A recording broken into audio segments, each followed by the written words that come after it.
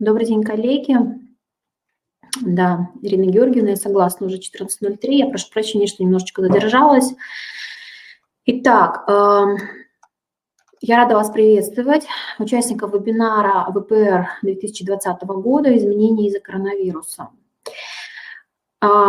Спасибо. Коллеги, если будут возникать вопросы, то на первой страничке моей презентации указан номер телефона, который работает и сейчас, фактически в режиме дистанционной работы. В любом случае звоните в рабочее время, буду рада ответить на ваши вопросы. Итак, всероссийские проверочные работы.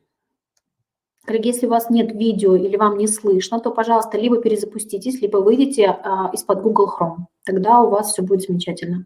Либо Firefox.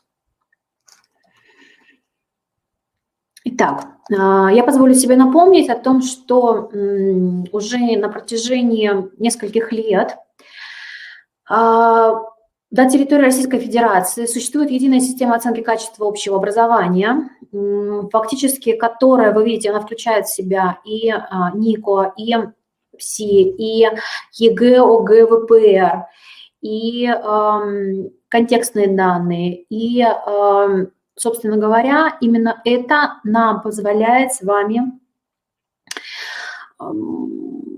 анализировать и выявлять результаты по школе, по региону, по России. И, соответственно, анализируя те или иные данные, мы с вами выстраиваем уже управленческие решения и, соответственно, принимаем какие-то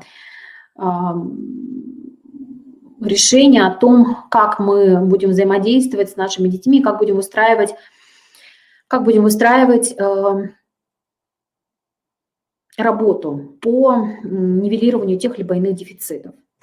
Самая большая проблема, мы помним о том, что первоначально всероссийские проверочные работы, смотрите, в 2019 году в цифрах, если мы посмотрим, то Рособорнадзор нам утверждает, фактически вот эти данные, приводит эти данные, что все 85 субъектов Российской Федерации приняли участие в всероссийских проверочных работах в 2019 году.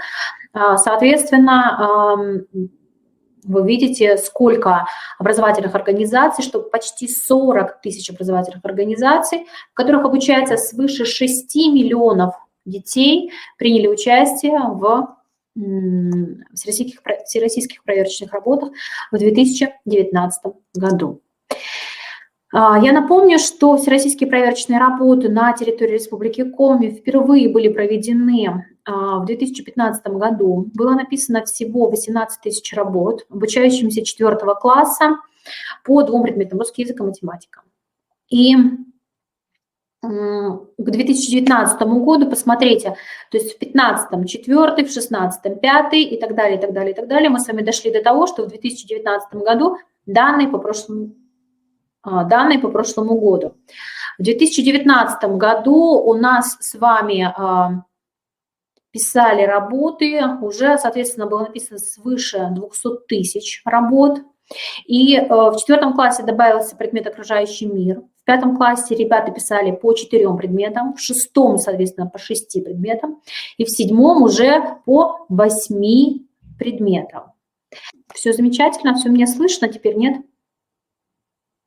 Коллеги, будем надеяться, что слышно. Ну, нашлось? Спасибо.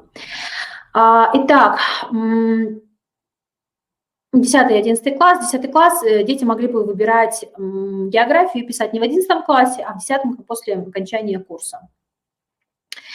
Итак, что же происходит? Сейчас в 2019-2020 учебном году у нас с вами ребята пишут уже с 4 по 8 классы плюс 10-11.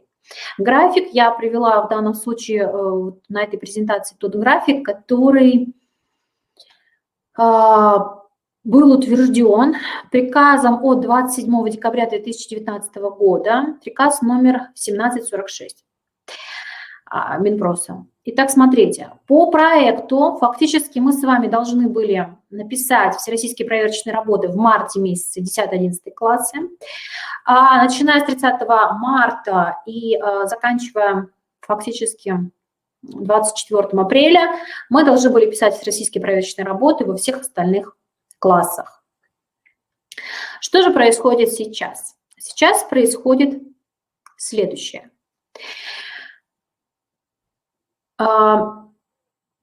17 марта 2020 года Федеральная служба по надзору в сфере образования и науки издает приказ. Фактически мы говорим о том, что эпидемиологическая обстановка в стране заставила, не то что заставила, привела Рособорнадзор к тому, что необходимо изменить даты и порядок проведения всероссийских проверочных работ 2020 года.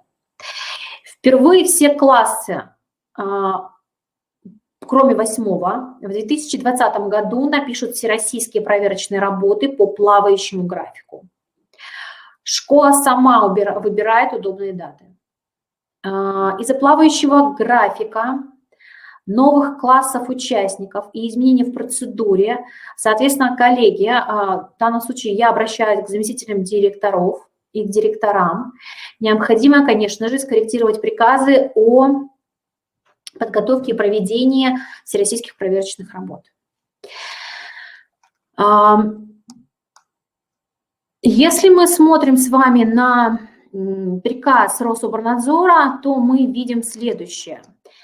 График проведения мониторинга качества подготовки обучающихся общеобразовательных организаций в форме всероссийских проверочных работ 2020 года для обучающихся 4-7 классов, далее мониторинг, определяется образовательными организациями самостоятельно по согласованию с органом государственной власти субъекта Российской Федерации в сфере образования. То есть в нашем случае это будет Министерство образования, науки и молодежной политики Республики Коми. А также при необходимости с органами местного самоуправления, муниципальных районов и городских округов в сфере образования. Мы с вами говорим здесь про управление образованием. С учетом срока окончания проведения мониторинга 25 мая 2020 года.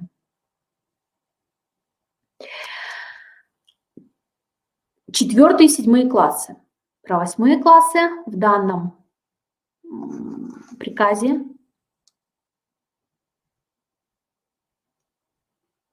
не сказано.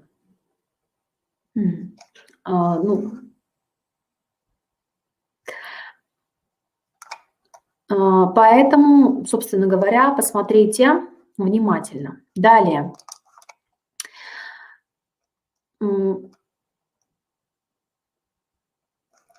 18 марта 2020 года Сергей Сергеевич Кравцов, министр просвещения Российской Федерации, сообщил, что уникальные для каждой школы работы уже сформированы и направлены в регионы. Ответственность за сохранность и неразглашение содержания всероссийских проверочных работ лежат на директорах школ. Давайте же подумаем, какие даты в данном случае будут оптимальны. Кроме того, сегодня на пресс-конференции, которая состоялась в половину 11 утра, Сергей Сергеевич Кравцов, если кому-то интересно, то вы можете задать поиск, секундочку, онлайн-конференция министра просвещения Российской Федерации от сегодняшнего числа, и там вы увидите, точнее услышите и про новую платформу образовательную, и про как раз такие изменения в ВПР. Так вот, Сергей Сергеевич сказал, я цитирую, просто я за ним записывала, дана возможность школам проводить ВПР дома в том режиме, в котором удобно школьникам. Что под этим подразумевается, коллеги? Большие вопросы. Почему? Потому что дома в каком формате? дистанционном, тогда каким образом дети будут получать задания, каким образом дети будут, собственно, их обратно отдавать. Поэтому после вот этого заявления Сергея Сергеевича хочется больше конкретики. То есть мы ждем в любом случае письма от Министерства образования, науки и молодежной политики Республики Коми. Но, тем не менее, мы понимаем, что вот после заявления 18 марта, что всероссийские проверочные работы состоятся, мы понимаем, что они состоятся. По 8 классу еще непонятно, потому что вы видите 4-7 классы. 8 класс непонятно, каким образом мы будем реализовывать. Но, коль скоро демонстрационные варианты разработаны, разработчики проработали, опробировали эту систему, прошло общественное обсуждение этих вопросов, то я так понимаю, что я могу предполагать, что, скорее всего, всероссийские проверочные работы в 8 классе мы с вами ожидаем. Разбор заданий можно посмотреть в видеозале Института развития образования, который располагается на сайте Института развития образования. Видеотрансляции я сейчас позволю себе скинуть вам ссылочку на видеозал, где вы сможете найти все видеотрансляции, разборы особенностей заданий по классам. И в этой связи, коллеги, мы говорим о том, что в 2020 году в ВПР в штатном режиме участвуют ученики, то есть обучающиеся 4-7 классов, в режиме апробации обучающиеся 8 и 11. В графике ВПР 2020 года точные даты есть только по 8-классникам. И если мы на них посмотрим, то вот они у нас здесь представлены. Соответственно, для остальных классов Рособорнадзор определил периоды. Рособорнадзор никак не ограничивает школу в выборе дат ВПР в рамках заданных периодов, поэтому, когда будет готовить график для своей школы, опирайтесь на требования Санпина. Соответственно, коллеги, вам необходимо внести определенные изменения в внутренние локальные акты. И в связи со сложившейся ситуацией различные издательства и периодические издания подготовили для нас с вами, коллеги, материалы для подготовки детей, простите за тавтологию, к всероссийским проверочным работам, точнее, чтобы проверить, а готовы ли наши дети. Так, например, журнал «Справочник заместителя директора» подготовил для нас с вами вот такие памятки. Посмотрите, как повысить результаты учеников 4 классов по математике. И посмотреть конкретно в данном случае, эта памятка даже не столько для учителя, сколько для самого ребенка.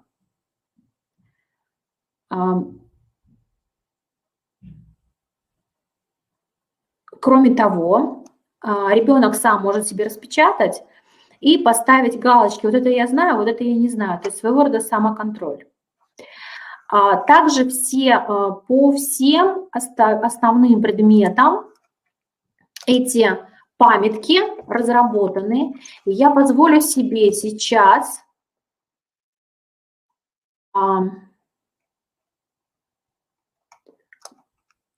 отправить ссылочку на этот журнал в чате, для того, чтобы вы могли ознакомиться с материалами этого журнала. Сейчас он для всех бесплатный. Кроме того, коллеги, у нас есть различные ресурсы, такие как «Решу ВПР», где ребенок может прорешать, просмотреть задания. Есть Федеральный институт педагогических измерений, где также выложены различные варианты, демонстрационные варианты работ, всероссийских проверочных работ и других диагностические материалы. То есть, коллеги, в любом случае, несмотря на то, что у нас нет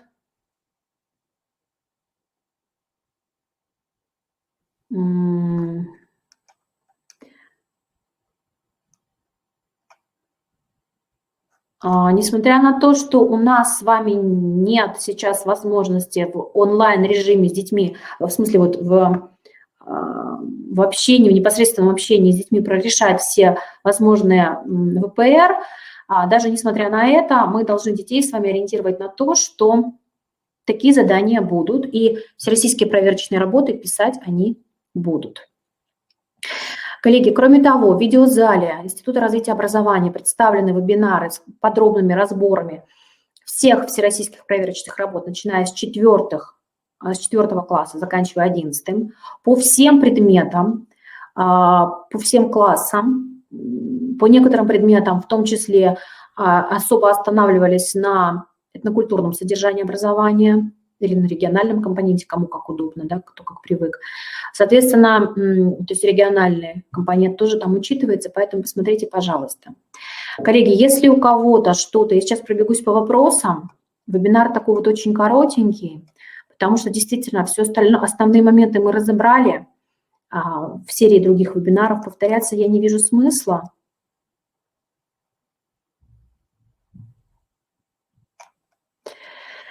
Итак, я сейчас пробегусь по вопросам. Так, коллеги, если кто-то не увидел трансляцию, она в видеозале выложена.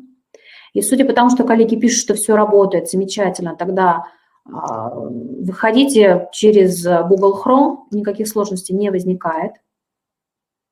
Ссылочку видеозала я продублирую.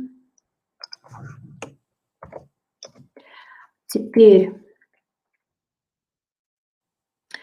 Михеевой Надежде, не совсем понимаю возгласа, безобразие какое-то одни нервы. Я так подозреваю, что это связано с отсутствием у нее каких-то трансляций чего-то. Поэтому, Надежда, вам терпения, попробуйте пользоваться другим браузером, и я так подозреваю, что не будет каких проблем.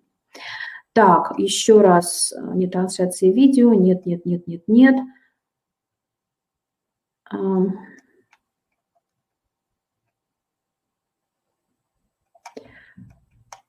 Так, секундочку, где-то тут был вот такой вопрос, интересно.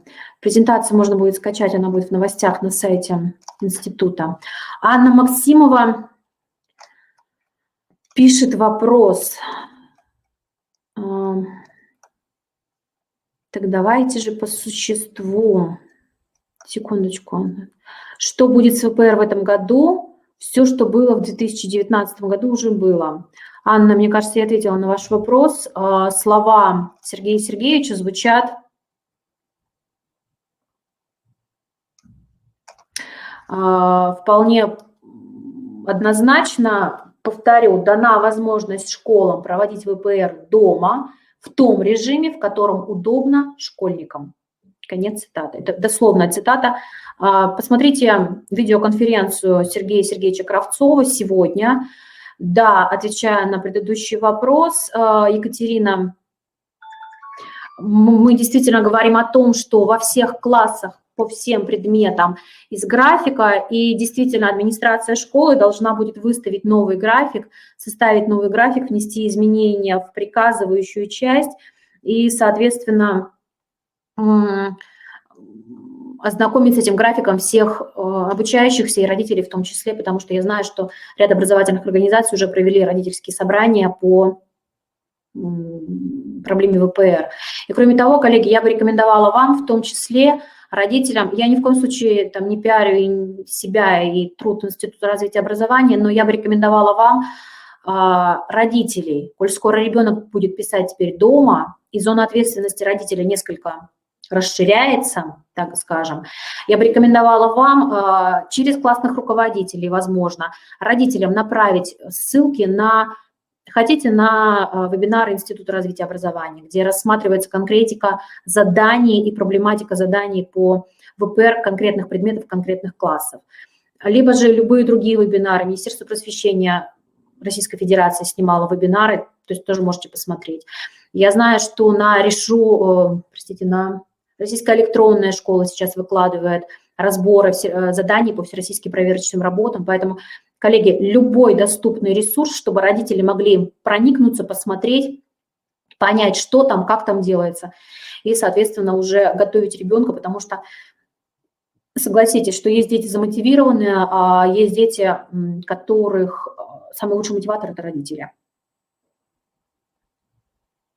Да, конечно, все видеозаписи также выложены в видеозале. Если не выложены, то, коллеги, либо звоните по телефону, который указан на слайде, либо же в видеозале не открывается, попробуйте сегодня вечером. Если в видеозале не открывается, да, действительно, из ProofMe мы должны его скачать и выложить туда. То есть есть кое-какие технические сложности, наши особенности. Поэтому, коллеги, если будут какие-то возникать сложности, я сейчас вам укажу здесь адрес электронной почты, и фактически пишите вопросы туда, либо звоните по телефону, будем решать их, стараться их решать. Кроме того, все презентации выложены в новостной ленте Института развития образования. Как только появляется новость о... Сейчас я вам ссылочку скину. Как только появляется какая-то новость, вот здесь появляется, соответственно, текст новости. К этому тексту приложены материал презентации. Материалы презентации все можно использовать в рабочих целях. То есть, как бы тут мы снимаем. Поэтому я надеюсь, что вебинар был полезен. Всего доброго. До свидания.